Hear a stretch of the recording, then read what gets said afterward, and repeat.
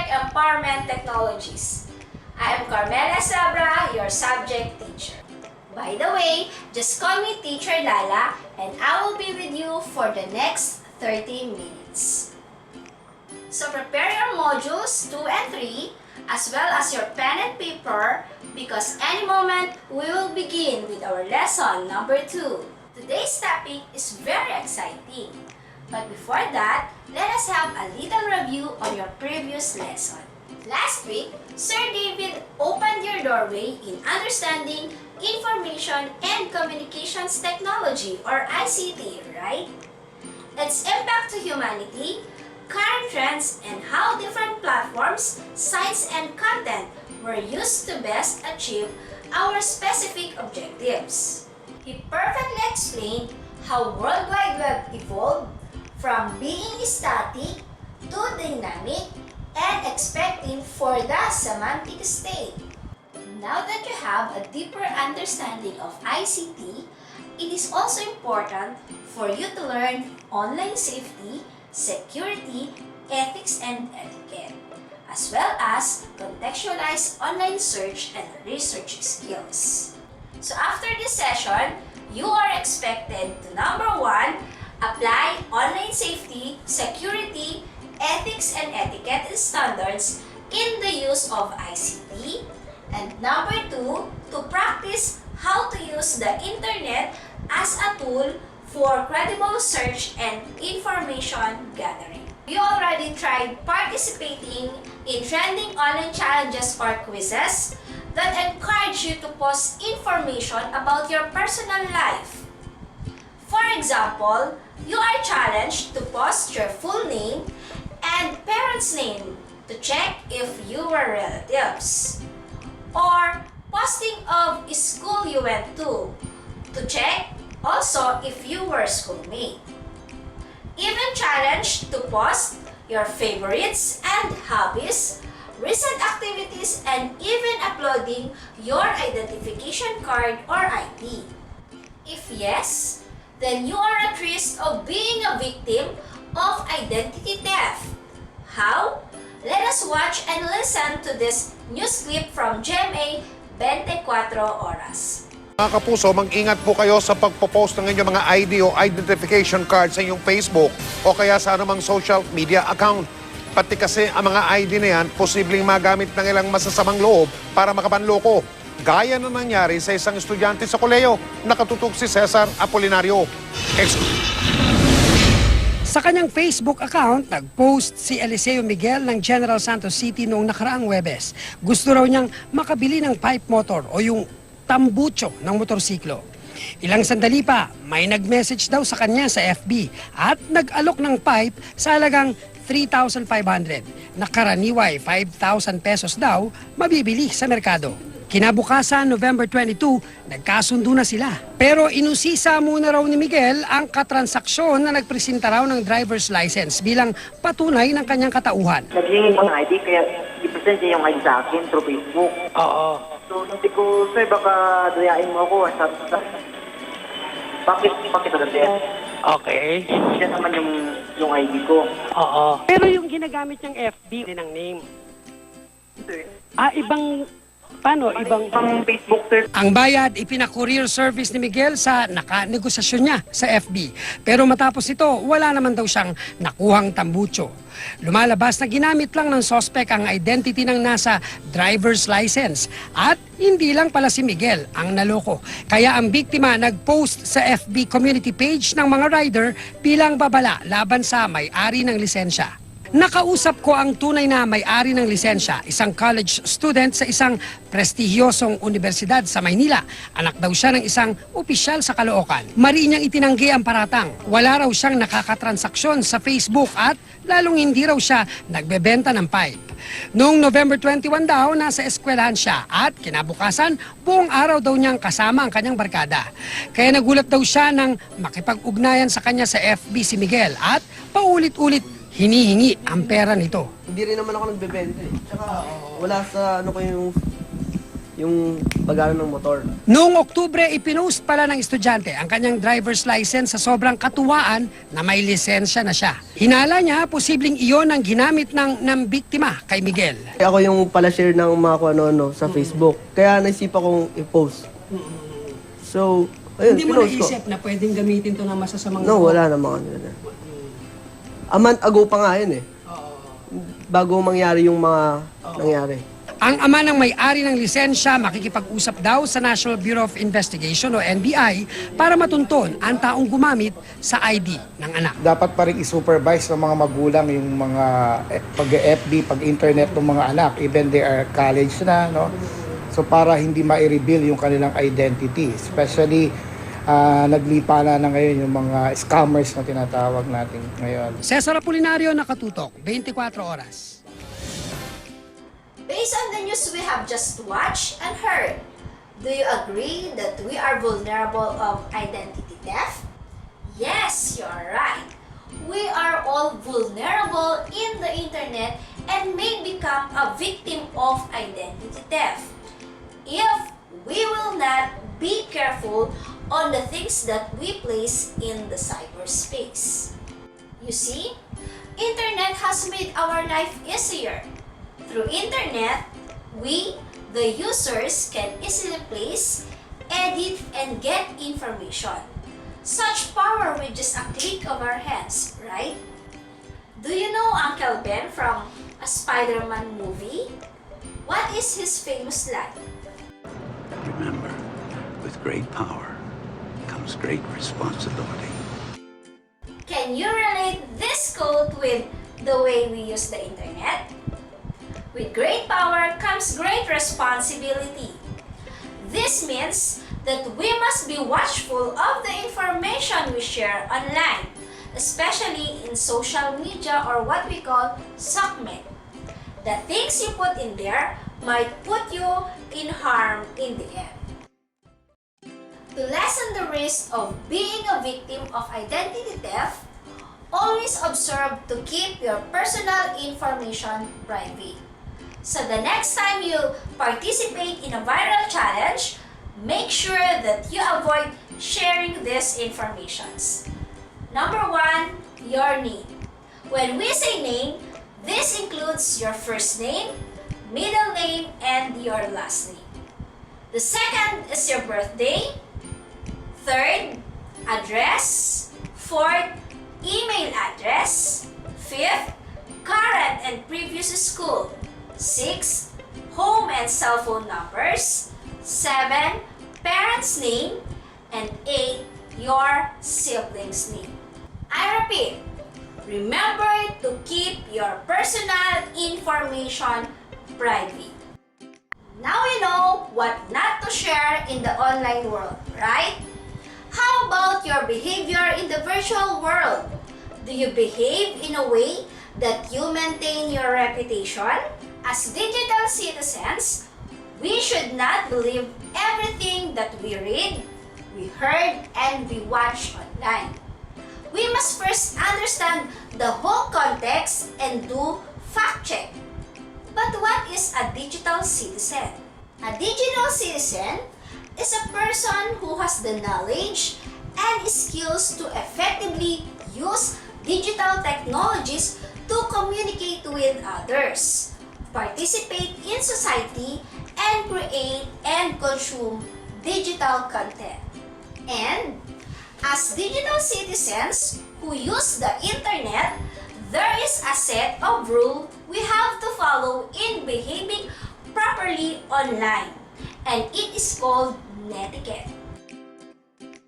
Netiquette is a coined word, net from the internet, and etiquette defined a set of rules adhered to respect other users' views and displaying common courtesy when posting online. Virginia Shi presented the 10 core rules of netiquette. Number 1 rule in the netiquette, remember the human. Admit it or not, in expressing ourselves freely and boldly in cyberspace, we tend to become rude. We tend to forget that we are communicating with a real person with feelings and emotions like our own. To avoid hurting others, always remember the golden rule. Do not do unto others what you do not want others do unto you. Second rule, adhere to the same standards of behavior that you follow in real life. In real life, mostly are law-abiding citizens, since we are afraid of getting caught. However, it's a different scenario when we are in cyberspace, since there is a slim chance of getting caught. So we tend to lower our standard of personal behavior when we are in the virtual world. Remember that even online, there are still laws that we need to follow. So avoid doing anything that will harm anyone or anything online. Number 3 core rules of netiquette. Know where you are in cyberspace. According to she, netiquette varies from domain to domain. What is acceptable to you may not be acceptable to others. So it is important to know where you are and know the rules before you react and participate. Number 4 core rules of netiquette. Respect other people's time and bandwidth. Most people nowadays lead a busy life. So it is our responsibility to make sure that the time they will spend reading the things we write or post is worthy. Number 5 core rules of netiquette. Make yourself look good online. When we say look good online, it is not only physical but the quality of your writing. So always check for number 1, spelling or grammatical errors. 2, know what you are talking about and state it clearly. And number 3, always be pleasant and polite. Number 6 core rule of netiquette. Share expert knowledge. Sharing information is one of the capabilities of the internet. So, share what you know, but do not forget to put resources or references about your subject matter. Number 7, core rules of etiquette. Keep flame wars under control. Flame war or flaming is what people do when they express strongly held opinion without holding back any emotion. So for example, in your group, there are 2 or 3 people who exchange an angry post between one another. Remember, do not feed the flame. Instead, try to cool them down. Number 8, core rules of netiquette. Respect other people's privacy. Whatever you have read on the online world, be it in a group chat, Facebook page, or online discussion forum, or even in your email, remember to handle the information with care. Number 9 core rules of netiquette. Don't abuse your power. Earlier, I have discussed that we have so much power in cyberspace.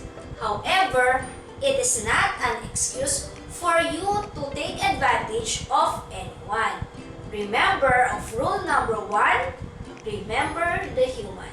And for our number 10 core rule of netiquette, be forgiving of other people's mistakes.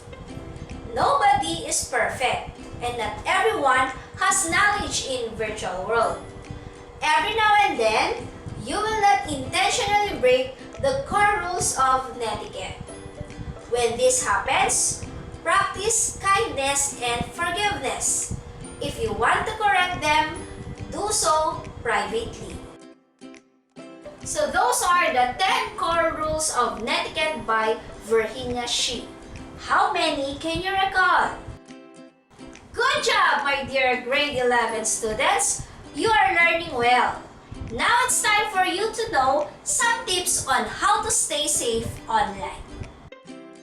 Be mindful on what you share online. Do not just accept terms and conditions. Read them. Do not share your password with anyone. Create a good password. A good password is consist of more than 8 characters, which is combination of alphanumeric characters and symbol. For example, uppercase letter Z, 101, 3, lowercase letter S, H, uppercase letter W, lowercase letter A. Do not talk to strangers, whether online or face-to-face. Never post anything about a future vacation. Add friends you know in real life. Avoid visiting and downloading from untrusted websites. If you have a Wi-Fi at home, make it private by adding a password. Install and update an antivirus software on your computer. Buy the software. Do not use pirated ones.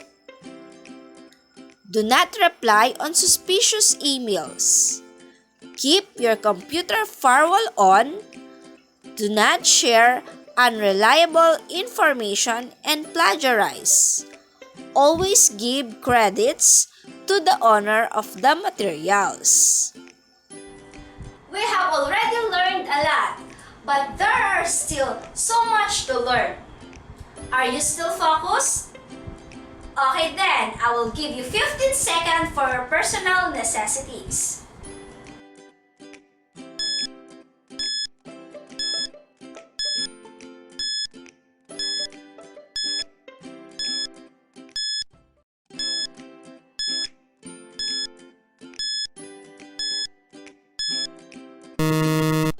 And we are back! Now, going back with our lesson, I have emphasized a while ago that internet is a powerful tool for learning and communicating. Yet, there is danger on it. Again, as digital citizens, we should be aware of the different threats that we may encounter over the internet. Now allow me to introduce to you malware, spam, phishing, and hacker. These are the 4 online threats that we should all be aware of and how to avoid them when we are in the internet. Let us try to know them one by one. Let's begin with malware. Malware stands for malicious software. This is the umbrella term used to refer to a variety of forms of harmful or intrusive software. There are different types of malware that lure over the internet. We have virus, worm, Trojan, spyware, and adware. Do you know that virus is actually an acronym? Virus stands for Vital Information Resource Under Siege.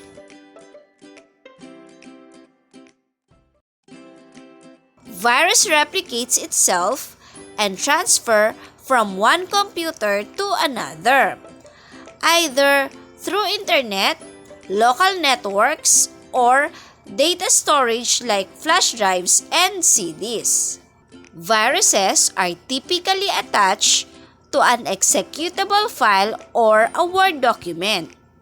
However, virus needs human intervention to replicate.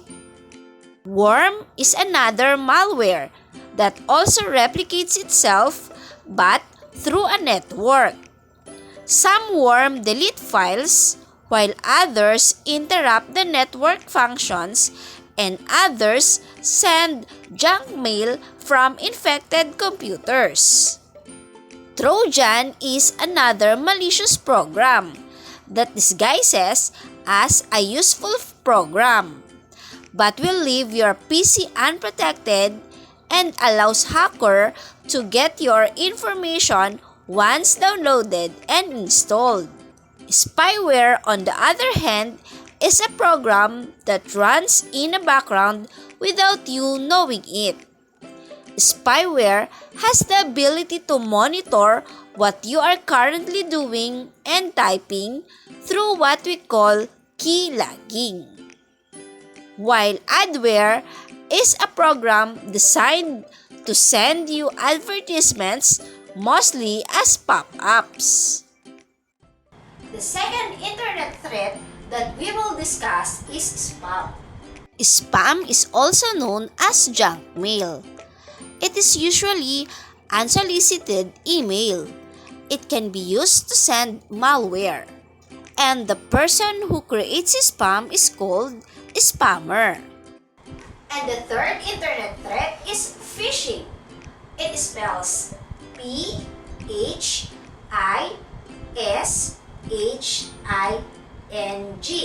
Phishing. Phishing is an attempt to acquire information by pretending to be trustworthy entity. Its goal is to acquire sensitive personal information like passwords and credit card details. Aside from phishing, there is also what we call farming.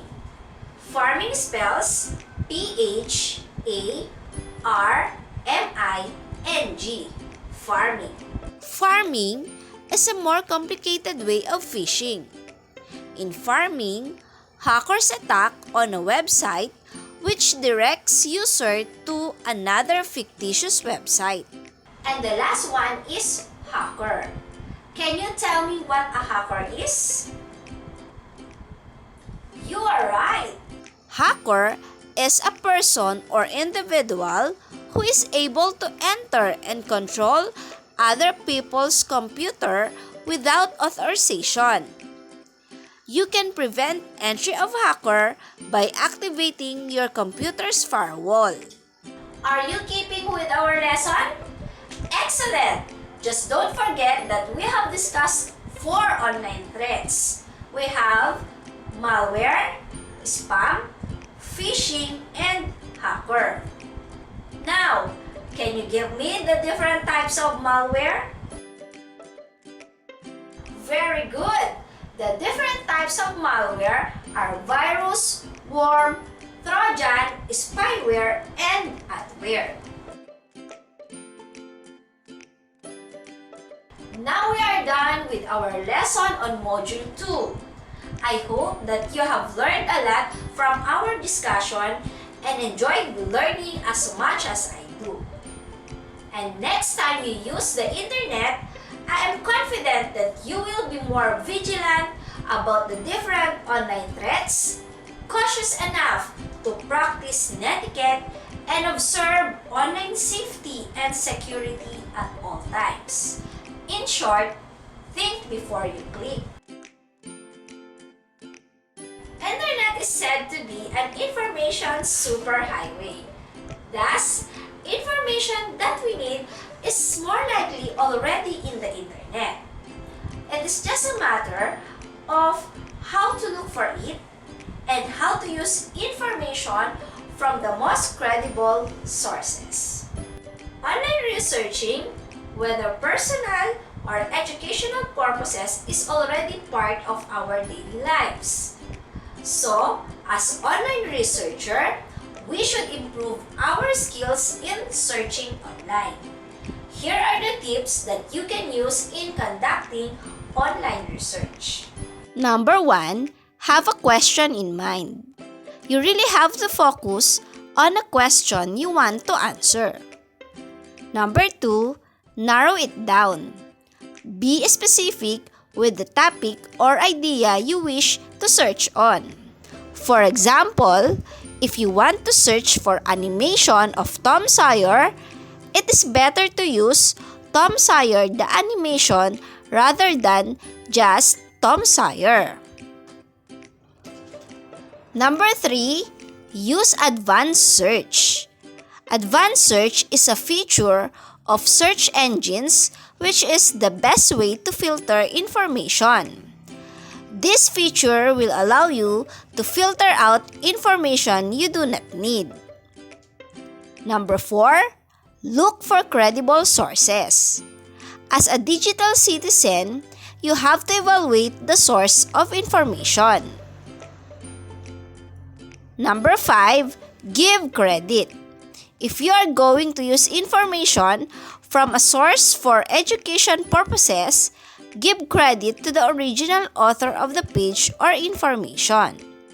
And we are done with our lessons 2 and 3. I hope that you understand our lessons, and if there are any questions regarding the topics I have discussed, please don't hesitate to ask your subject teacher.